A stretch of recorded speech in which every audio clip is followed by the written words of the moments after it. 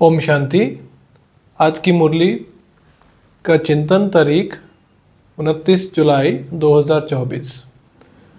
तो आज मीठे प्यारे बाप दादा ने हमें जो मुरली है, जो कि हमारी पढ़ाई है, आत्मा का भोजन है, उसके बारे में हमें बहुत ही ज़्यादा डिटेल में उसके बेनिफिट्स प्लस और उससे कैसे हम पढ़कर मनुष्य से देवता बनते हैं।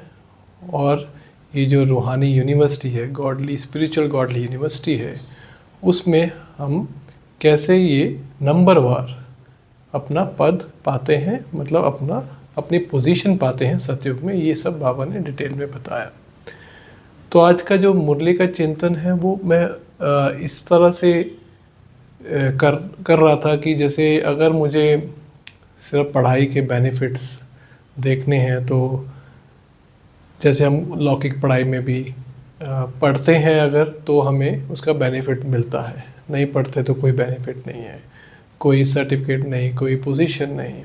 तो जिस भी फील्ड में अगर हम आगे बढ़ना चाहते हैं उसकी पढ़ाई होती है। तो यहाँ पर स्पिरिचुअलिटी तो ये स्पिरिचुअलिटी मीन्स जो हमारा आध्यात्मिक फील्ड है उसकी पढ़ाई है। जो स्वयं सबसे पहली बात जो पढ़ाई की मुख्य बात वो है पढ़ाने वाला कौन है, टीचर कौन है हमारा।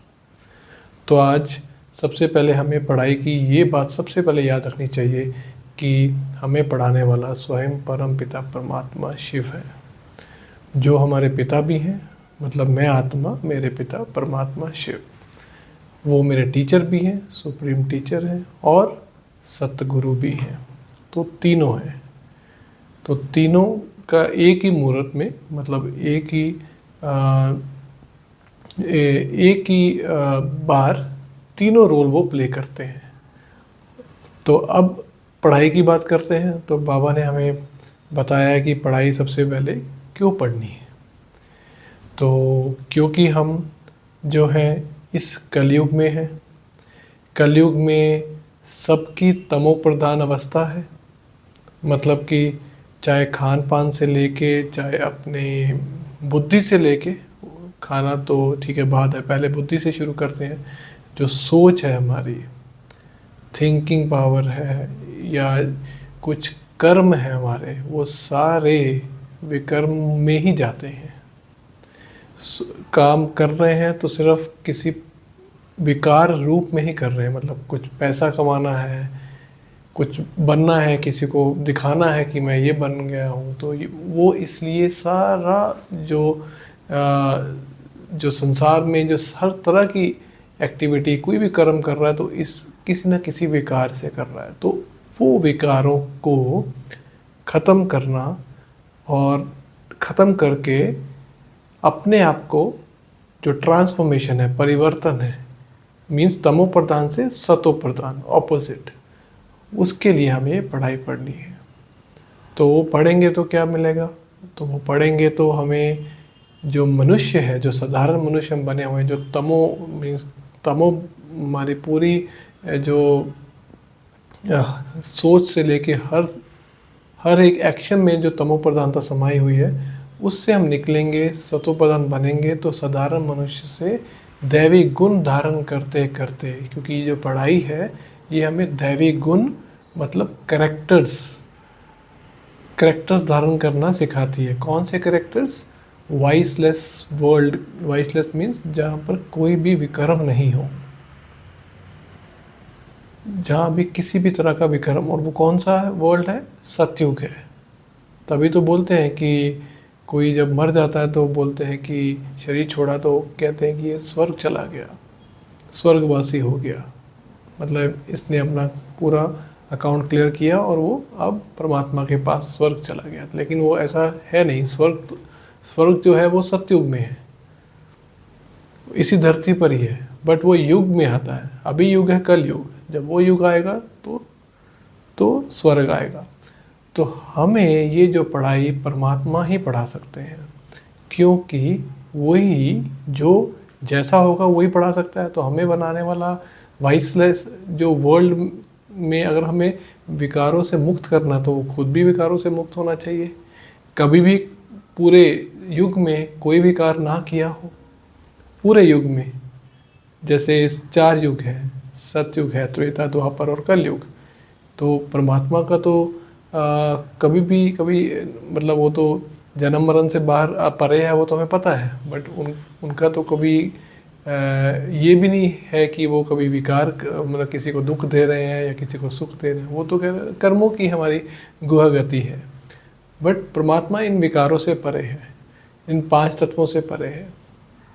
तो अब उनको जो ये रोल है उनका इस सृष्टि के जो अंत में, जो मतलब ये चारों युग का अब चौथा जो युग है उसका अंत है, जिसको लीप युग बोलते हैं। जैसे हमारा लीप ईयर होता है जिसमें एक्स्ट्रा दिन होता है, एक ऐसे लीप युग है, छोटा सा युग है जिसे कॉन्फ्लुएंस युग भी बोल सकते हैं या पुरुषोत्तम संगम युग। तो इसमें हमें परमात्मा एक ही बार मिलते हैं, अपना पूरा परिचय देते हैं और फिर बताते हैं कि अब तुमने मुझे पहचान लिया तो मैं ये कार्य करने आया हूँ। कार्य करने कौन सा आते हैं? हमें सतयुग में ले जाने, देवी देवता बनाने, राजाओं का राजा बनाने।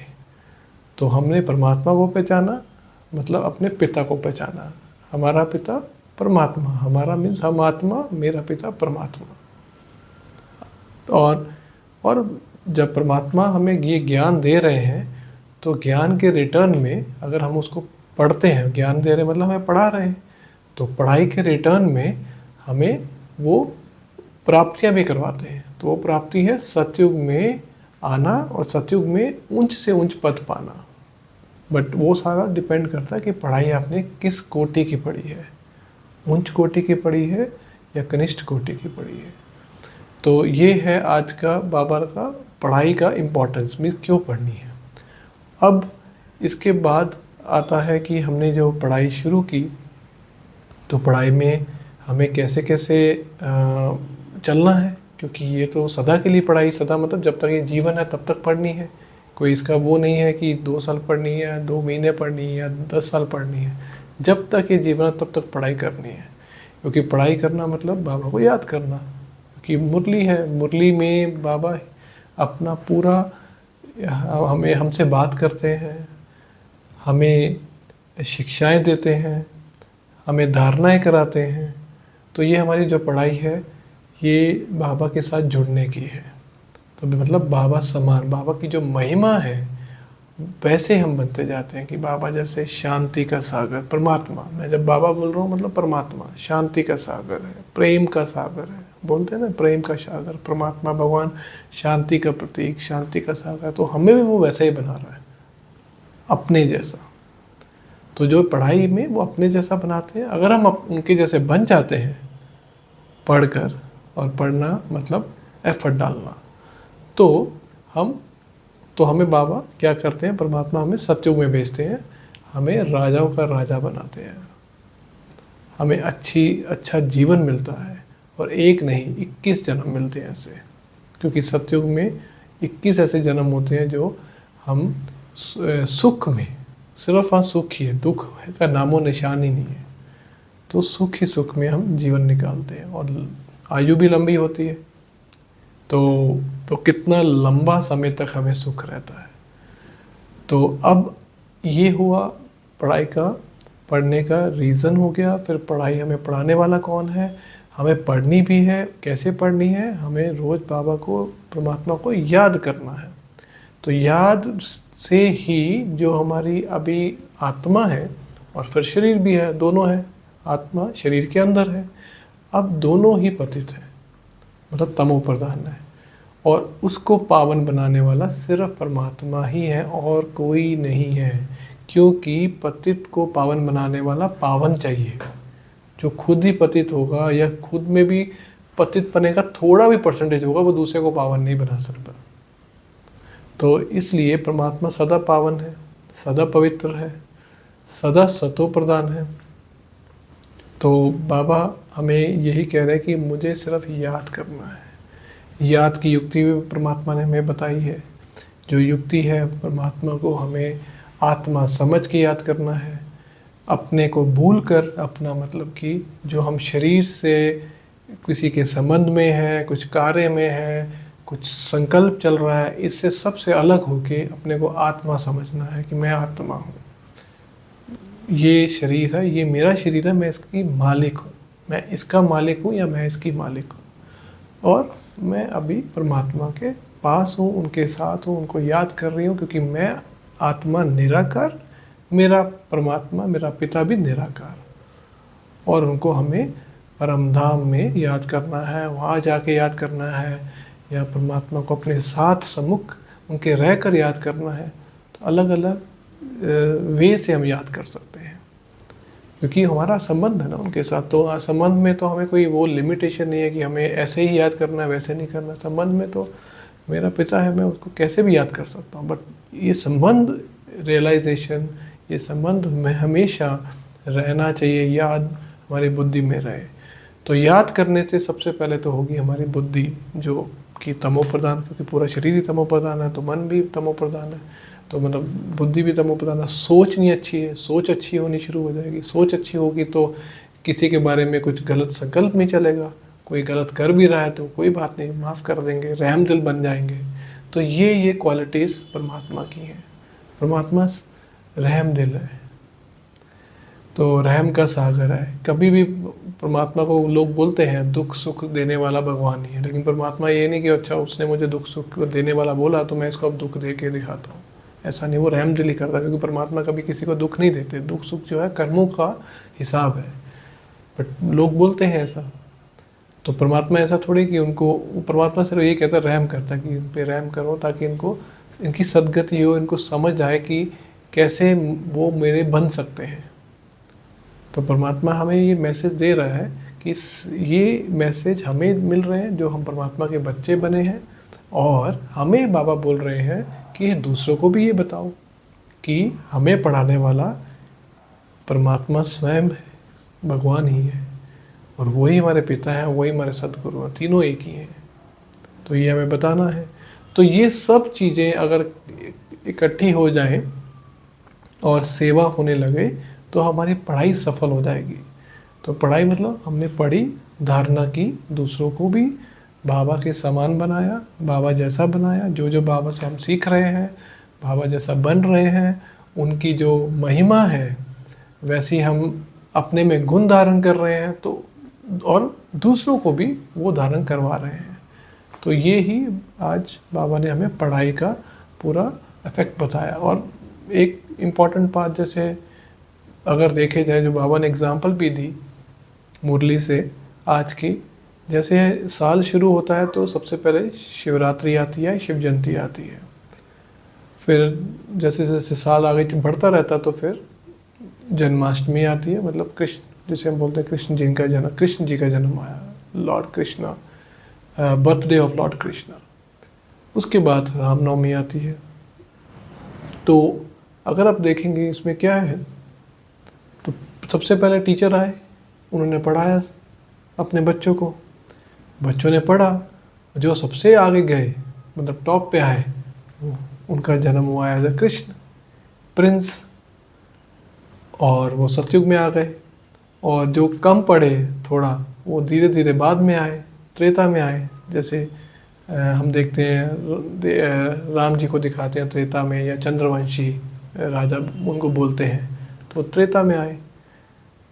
तो ऐसे ऐसे पढ़ाई का एग्जाम्पल भी है कि अगर जो पढ़ना है तो उसका रिजल्ट भी मिलेगा, और रिजल्ट में ये दिख रहा है कि कौन क्या बन रहा है। तो यहाँ पर हमारे पास दो एग्जाम्पल बाबा ने दी, जन्माष्टमी मतलब कृष्ण का जन्म, और फिर राम का जन्म। तो पहले कृष्ण का होता है, फिर राम का आता है। तो साथ में देख भी सकते हैं हम, रामनवमी बाद में आती है और कृष्ण जन्माष्टमी पहले आती है, और उससे पहले आता है शिवरात्रि या शिव जयंती, जिसका मतलब अलग अलग जो बनाते हैं वो अलग अलग सोचते हैं, बट परमात्मा स्वयं इस धरती पर आए, उन्होंने आकर ज्ञान दिया, पूरी सृष्टि को परिवर्तन किया। मतलब ये पूरा जो विकारों से मनुष्यों को मुक्त करके ले गए, इसी का ही यादगार है शिवरात्रि या शिव जयंती। क्योंकि वो रात के समय में आते हैं, जब पूरा घोर अंधियारा हो चुका है। मतलब कि ये जो युग है यहाँ पर दुख ही दुखों से भर चुका है, तब परमात्मा आते हैं और मनुष्यों को पतित से पावन बनाते हैं। तो वो रात्रि जो है वो प्रतीक है दुख का। शिव परमात्मा जो है दुखों में आके परमात्मा, क्योंकि हम बहुत भगवान को याद करते हैं दुखों से, बोलते हैं कि मैं इस दुखों से लिबरेट करो, हमें मतलब इससे बचाओ, हमें मुक्ति दिलाओ। तो फिर परमात्मा आकर एक पूरा सृष्टि परिवर्तन का कार्य करते हैं। तो इसलिए हम उसको शिव जयंती के मतलब उस रूप से मनाते हैं, जिसमें उनका मेन कार्य रहता है हमें पढ़ाकर ऊंच से ऊंच पद दिलवाना। खुद पढ़ाते हैं। तो ये आज की पढ़ाई का जो पूरा था टॉपिक वो इसी के ऊपर था, कितनी इम्पोर्टेंट है पढ़ाई। इससे पूरा कल्प में परिवर्तन होता है। इस संगम युग अभी ख़त्म होने वाला है, इसके बाद सतयुग आने वाला है। लेकिन सतयुग आने से पहले सबको अपनी अपनी पढ़ाई पूरी कर वापस घर जाना है, जो कि है शांति धाम, जिसे बाबा ने आज की मुरली में विज्ञान भी बोला है।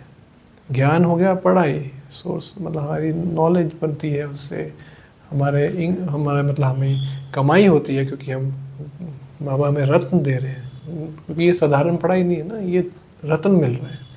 और उसके बाद विज्ञान मतलब वाणी से परे, साइलेंस वर्ल्ड। तो ये है योग की असली स्टेज, साइलेंस में चले जाना। बाहर शरीर का ख़त्म हो जाए, देह और देह के सभी संबंध भूल जाएं, सिर्फ एक से कनेक्ट हो जाओ परम धाम में जाकर। तो वो है विज्ञान। मतलब विज्ञान मतलब वही है, हम जैसे हम एक्सपेरिमेंट भी बोलते हैं, तो बाबा ने बोला ये योग है। विज्ञान मतलब योग, मेरे से कनेक्ट होना। तो ज्ञान विज्ञान, तो ज्ञान मतलब पहले पढ़ाई फिर योग, लेकिन योग सबसे इम्पोर्टेंट है। योग रहता है तो ही आगे कुछ हो सकता है उसके बाद। ऐसा नहीं कि सिर्फ पढ़ रहे, योग नहीं है तो फिर कुछ भी चेंज परिवर्तन नहीं होता है। तो ये था आज का चिंतन मुरली से, जो कि जो मुरली ही जो है वो क्या है, क्यों पढ़नी है, और उससे हम क्या बनते हैं और कैसे बनते हैं, ये सारा आज मुरली से बाबा ने बताया। ओम शांति।